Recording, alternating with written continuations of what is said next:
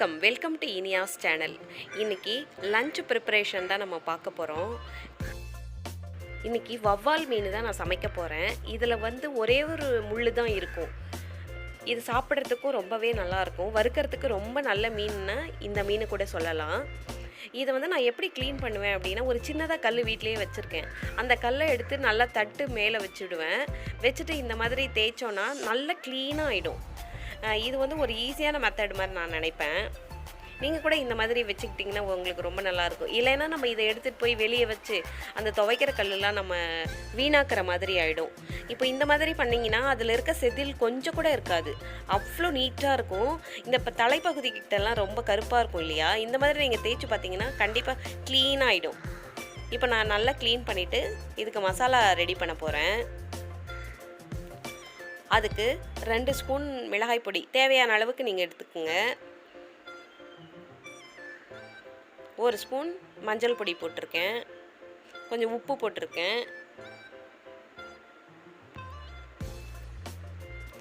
இப்போ இதை மிக்ஸ் பண்ணிவிட்டு நம்ம வச்சுருக்க அந்த மீன் பீஸ் எல்லாம் அதில் போட்டுடலாம். இதில் தண்ணி இருக்கும் அந்த பீஸ்லேயே, அதனால் இப்போ அவசரப்பட்டு தண்ணி ஊற்ற வேணாம். நம்ம ஒவ்வொரு பீஸாக இந்த மாதிரி நல்லா புரட்டிட்டு கடைசியாக நம்ம தேவையான அளவு நம்ம தண்ணி ஊற்றி ஊற வச்சிடலாம். இப்போ முன்னாடியே தண்ணி ஊற்றிட்டோன்னா கொஞ்சம் நமக்கு இது நல்லா இருக்காது. அதனால் இந்த மாதிரி நீங்கள் பண்ணுங்கள். அதே மாதிரி லெமன் நான் போட்டிருப்பேன், அதை நான் ஷூட் பண்ணலை. அதில் நீங்கள் ஒரு லெமன் ஹாஃப் கட் பண்ணி அதில் போட்டுக்கோங்க. போட்டுட்டு நல்லா ஒரு 1 hour நம்ம ஊற வச்சிட்டோன்னா ரொம்ப சூப்பராக ஊறிடும். இப்போது இந்த கோட்டிங்லாம் வெளியே வராமல் இருக்கிறதுக்கு நம்ம கார்ன்ஃப்ளவர் ஒரு 2 ஸ்பூன் போட்டுக்கலாம்.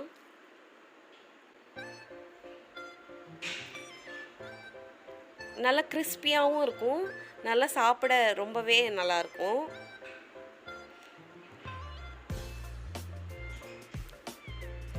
இப்போது இதை நான் மிக்ஸ் பண்ணிக்கிட்டே இருக்கும்போதே ஃபோன் வந்துருச்சு.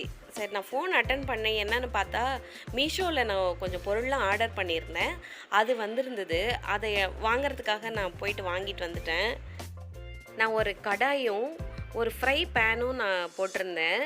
இது அயன் கடாய் தான் நான் போட்டிருந்தேன். அது எப்படி வருதுன்றத ரொம்ப ஆர்வமாகவே இருந்தேன். இன்றைக்கி காலையில் கரெக்டாக வந்துருச்சு.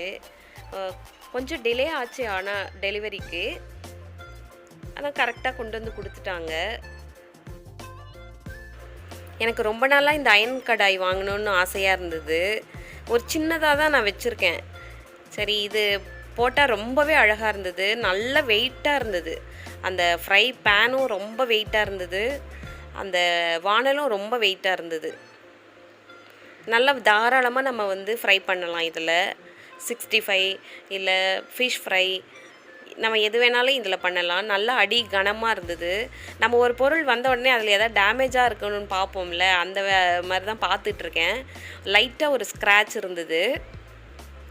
வானல் ரொம்ப அழகாக இருந்தது, அப்படியே லட்சணமாக இருந்தது. இந்த வானல் பார்க்குறதுக்கும் அழகாக இருந்தது. இதை சீசனிங் நான் அடுத்த வீடியோ நான் போடுறேன். இப்போது அதெல்லாம் பார்த்து முடிச்சுட்டு சரி குழம்பு வச்சிடலாம் அப்படின்னு சொல்லிட்டு ரெடி பண்ணி வச்சுட்டேன். இப்போ நம்ம தாளிச்சிட வேண்டியது தான். அதை நான் மண் சட்டியில் தான் வைக்கிறேன். இப்போ எண்ணெய் போட்டு கடுகு போட்டுடுறேன். கடுகு பொரிஞ்ச உடனே கொஞ்சம் வெந்தயம் போட்டுடலாம். அதுக்கப்புறம் வெங்காயம் போட்டுடலாம், கூடவே அந்த கருவேப்பிலையும் போட்டுடலாம். இப்போது நம்ம குழம்பு வைக்கும்போது வெங்காயம் நல்லா வதங்கணும். கொஞ்சம் வதங்காமே போட்டால் குழம்பு அப்படியே தண்ணியாட்டம் ஆகிடும். அதனால் நல்லா இதை வதக்கிறதுல தான் இருக்குது. நமக்கு எல்லா பொருளுமே வதக்கிறதுக்கு நம்ம டைம் கொடுக்கணும். அப்புறம் பூண்டு கொஞ்சம் ஒரு கைப்பிடி அளவுக்கு கட் பண்ணி வச்சுருந்தேன், அதையும் போட்டுடுறேன். இதை நசுக்கி கூட போடலாம், எனக்கு இப்படியே போட்டால் தான் எனக்கு பிடிக்கும். அதனால் நான் இப்படி போட்டிருக்கேன். கொஞ்சம் கூடவே நல்லா வதங்கிறதுக்கு உப்பும் போட்டுக்கிறேன். இது நல்லா லைட்டாக ப்ரௌன் ஆகிற வரைக்கும் நம்ம வதக்கணும். வதக்கிட்டு வச்சுருக்க தக்காளியை நம்ம போட்டுடலாம்.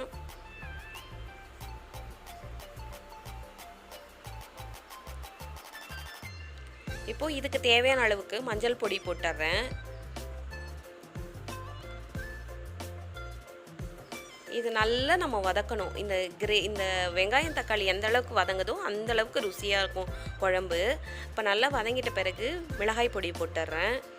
இந்த மிளகாய் பொடி பச்சை வாசனை போகிற வரைக்கும் நம்ம ஒரு கிளறிக்கிட்டே இருக்கணும்.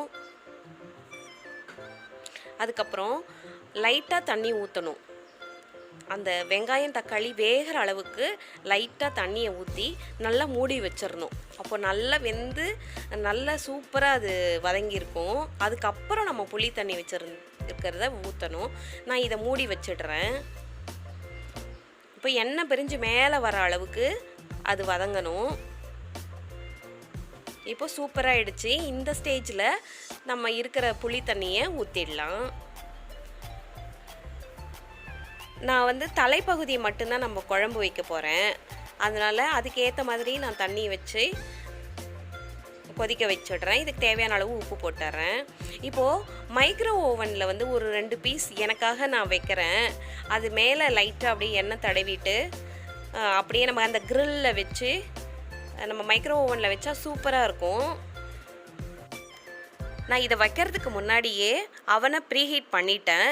இப்போது கிரில் மோடில் வச்சுட்டு ஒரு 2 நிமிஷம் முதல்ல வைக்கிறேன். அப்புறம் திரும்ப திறந்துட்டு 2 நிமிஷம் வச்சு எடுத்துட்டா சூப்பராக ஃபிஷ் ஃப்ரை ரெடி ஆகிடும். வைக்கிறது ரொம்ப நல்லாவே டேஸ்ட்டாக இருக்கும். ஒரு மாதிரி சொதன்னு இல்லாமல் ரொம்ப நல்லாயிருக்கும். அதனால் இதை வச்சுட்டு நான் அடுத்தது வாணலில் கொஞ்சம் எண்ணெய் ஊற்றி மற்றவங்களுக்கு பொரிக்க ஆரம்பிச்சிட்டேன். நல்லா அந்த மசாலா பிரியாமல் வருது பாருங்கள். அந்த நம்ம கார்ன்ஃப்ளவர் போட்டது பர்ஃபெக்டாக இருக்குது. அதனால் அது மசாலா பிரியாமல் அழகாக வந்துருச்சு.